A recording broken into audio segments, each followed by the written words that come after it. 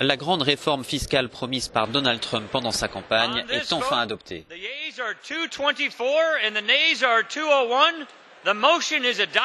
C'est la plus grande baisse d'impôts depuis 31 ans et la première réforme majeure de son mandat, 11 mois après son accession au pouvoir. Dans une mise en scène soigneusement travaillée, Donald Trump savoure sa victoire. Pas de véritable discours, mais un ton direct qu'il affectionne. Nous avons battu tous les records.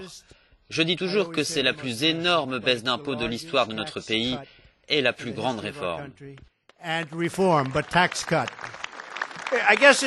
C'est vraiment quelque chose de spécial. Nous pouvons enfin dire avec conviction que nous rendons sa grandeur à l'Amérique, a-t-il déclaré. Pour les démocrates, cette refonte fiscale est un cadeau de Noël pour les entreprises et les plus fortunés, y compris pour le président milliardaire. Cette réforme convient très bien au président.